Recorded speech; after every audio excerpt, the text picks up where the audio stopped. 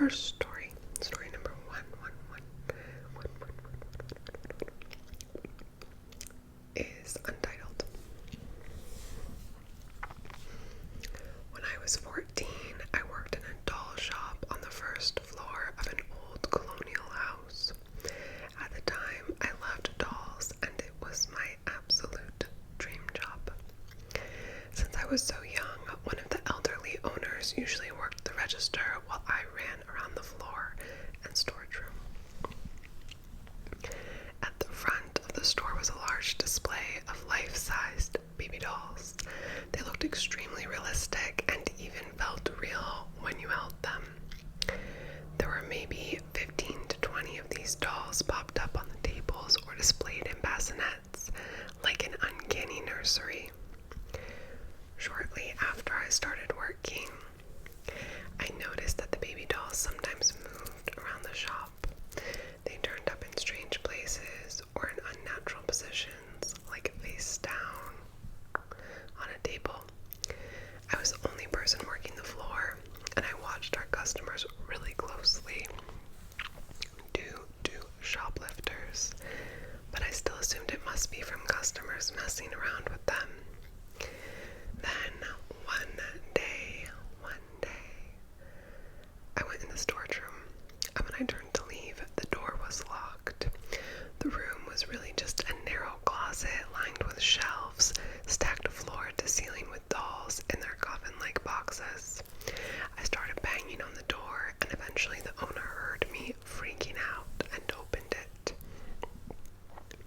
Very nonchalantly, the owner proceeded to explain that the store used to be a brothel where a woman and her baby died in childbirth. He then advised that if I ever got locked in the storage room when I was alone in the shop, I should promise out loud to take good care of the ghost's babies, and usually she would open the door in return. Alright, this is story number 2, also untitled. Back in high school, my parents were strict about my curfew and driving long distances. I thought it was lame, but I would not drive 2 hours with a 17-year-old behind the wheel now, so I understand. It was my then boyfriend's birthday, and he was a huge baseball fan. Luckily, my parents adored him and allowed me to go to a Texas Rangers game with him, even though it meant a 2-hour drive one way and getting home past typical curfew.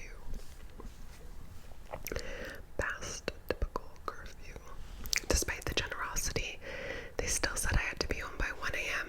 no matter what. The game was uneventful. I mean that literally because I don't enjoy baseball, but it lasted forever. Also sounds like baseball, in my opinion. I like baseball though. By the time we left the parking lot and started the drive home, it was 11:30 p.m. I fell asleep, as I usually do during car rides. I have an uncanny ability to always wake up around the last 20 minutes of a ride. This time was no different. I woke up as we took the local exit off the highway into the small rural town we lived in. It's the kind of highway exit you only take if you live there. We noticed the only other car on the highway exited too. Once off the highway, you can continue straight to one of 3 stoplights in town or turn off onto a few unlit, mostly unpaved roads. One of those unpaved roads was the shortcut to my house, and since it was 12:45 a.m., my boyfriend took it. Now this road zigs and zags between cattle pastures, has no street lights, and cuts sort of diagonally across town, and let out right in front of my neighborhood, just about. There are exactly 4 houses and 1 barn on this road. At this point, we called it Pop Tire Lane because the potholes were so bad and the gravel had washed away in some bad rainstorms. All is to say, at this time, you only took this path if you needed the shortcut. The car that exited the highway behind us turned down this path too. Odd at this time of night, but nothing wild. Not yet. We are driving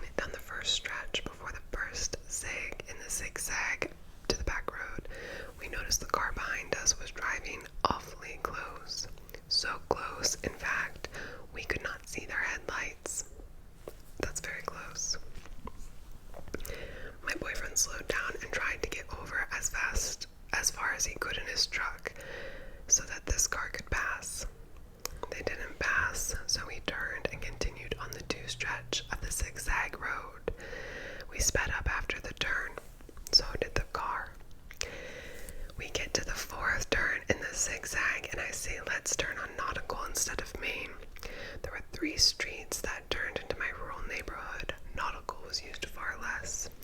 I thought it would be a good way to relieve us of the anxiety and fear that had been building as this car loomed in our rear view. We'd turn off and they'd continue on, and everything would be fine.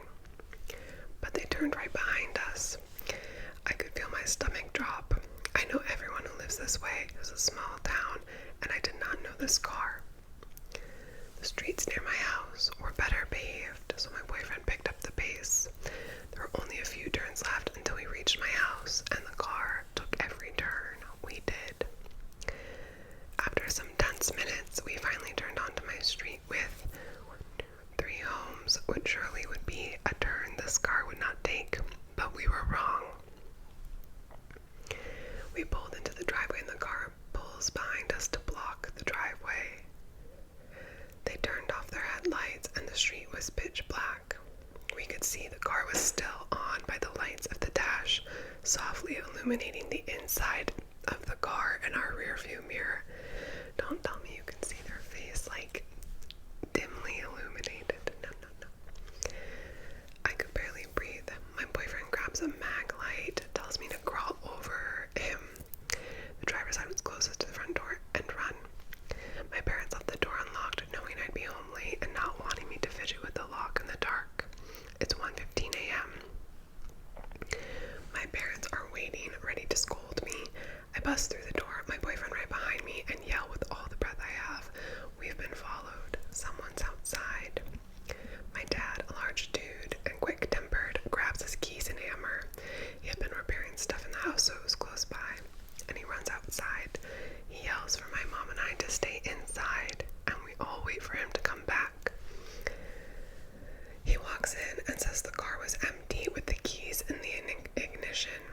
We think the person who followed us must have gotten out of the car, so we double-checked all the locks on the doors and windows. My dad hands my mom a gun and goes back outside. He gets into his truck and turns his high beams on and drives around our house, around the surrounding streets, through empty fields, looking for the person who followed us and abandoned their car. He comes back about an hour later. He didn't find anyone. He moved the car into the ditch, brought the keys into the house so they couldn't leave. The next morning, my dad went to our 2 neighbors to ask if they knew the car, had guests, saw anything. No one recognized the car. One of our neighbors said they heard rustling outside around 3 a.m., but they thought it might have been raccoons and didn't check it out. We found what looked like a whole pack of cigarette butts at the end of our driveway near the car the next morning. We called the police and told them what had happened, gave them the keys to the car, and they drove it back to the station. For the next few months, we'd find cigarette butts in that spot of our driveway every now and then. My dad would go crazy and patrol the house day and night, but we never found the person. My parents are now divorced, the house has long been sold, and none of us live in that small town anymore. I still wonder who that person was, where they went that night when they abandoned the car, why they followed us for nearly half an hour on those back roads, and why they kept coming back. Me too, bro. Okay. This is 1, 2, 3, the third story. Also untitled.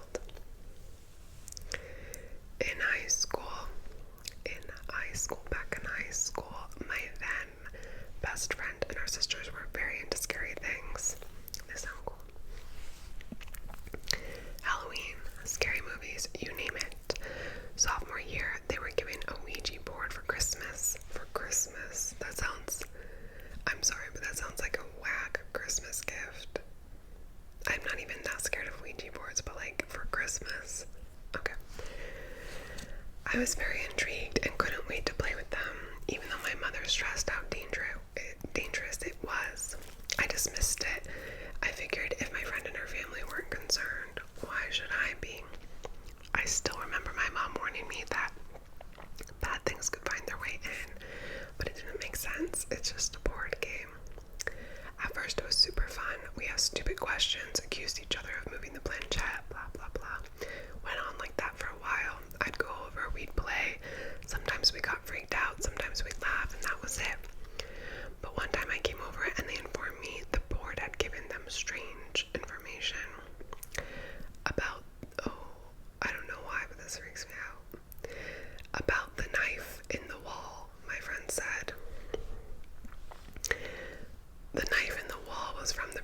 previous owners. I don't remember when, but sometime during my best friend's childhood, she and her sister discovered a small hidden hole in the wall in the closet.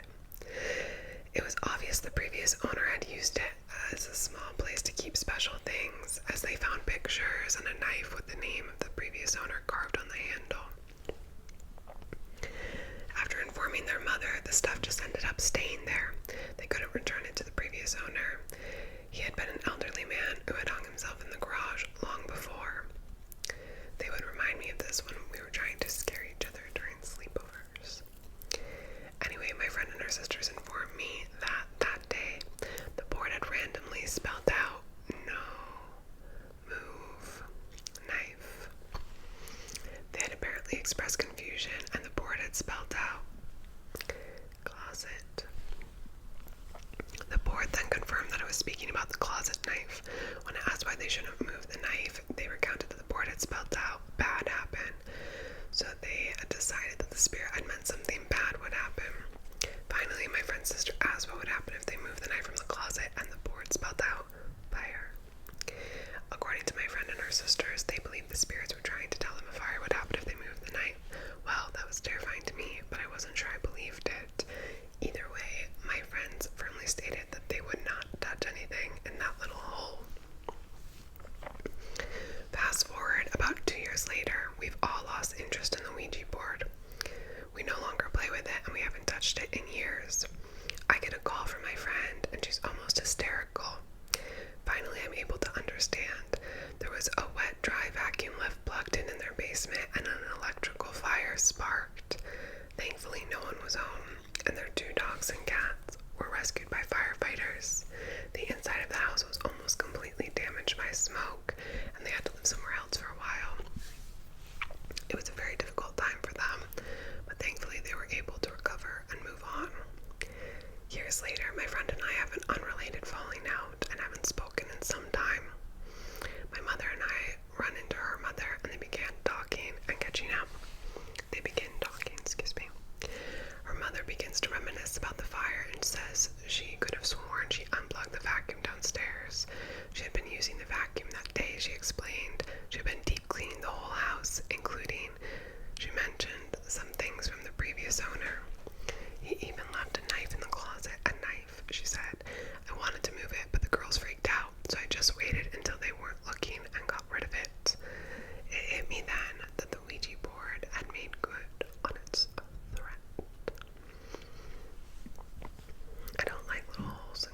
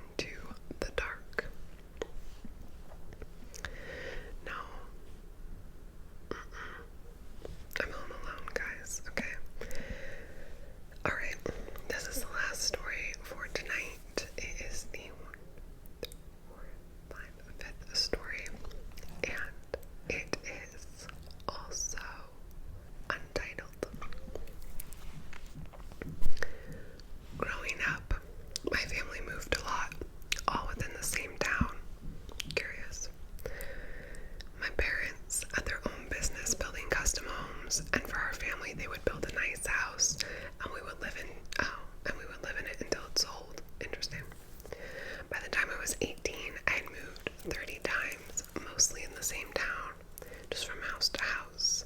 I mention this because we also had a pool table.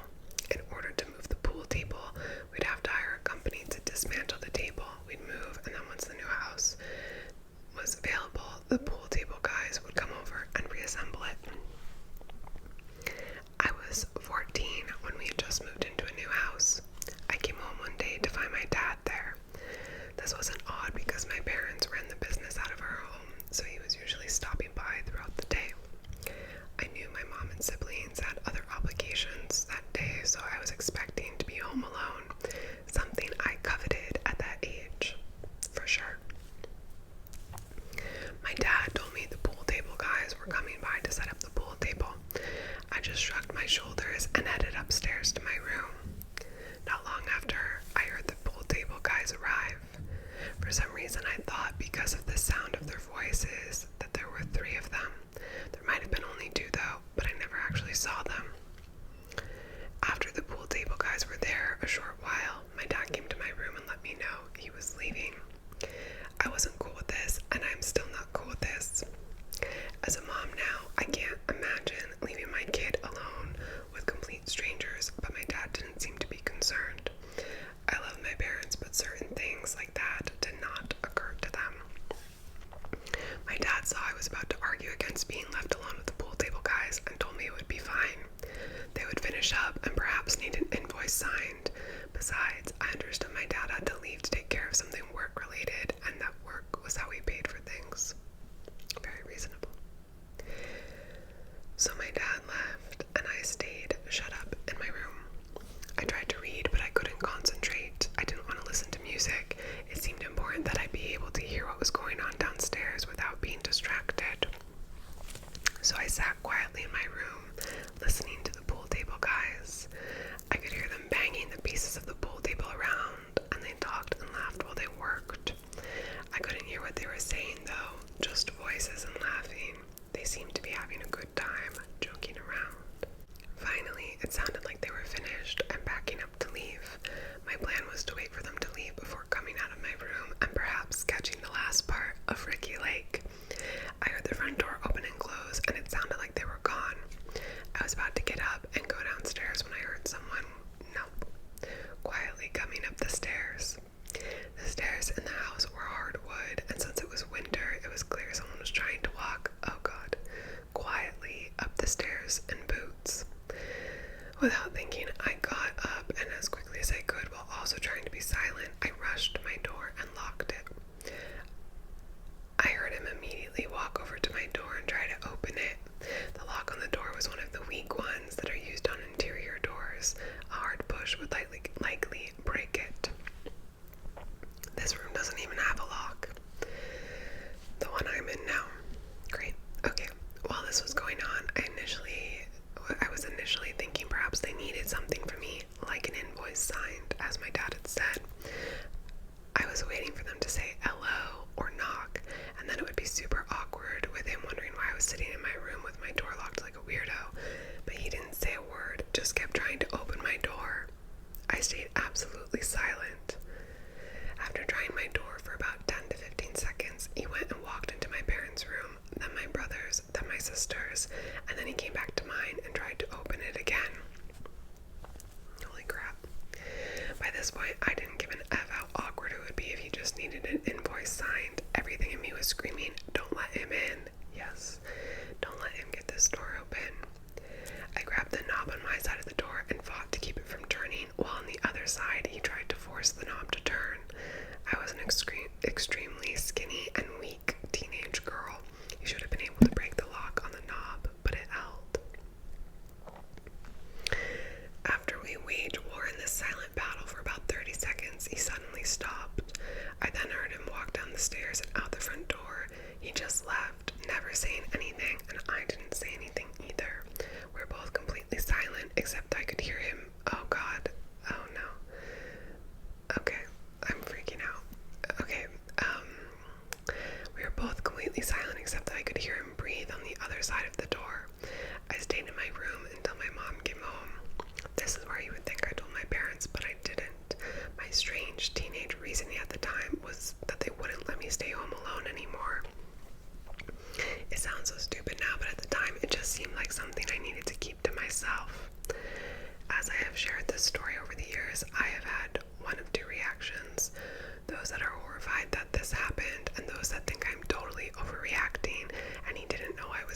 was just checking out the house. That doesn't sound very professional. I tried to convince myself that that was the case, that he didn't know I was there, but he had to have known. My bedroom window was right behind me, letting in late afternoon sun, and he would have been able to see my shadow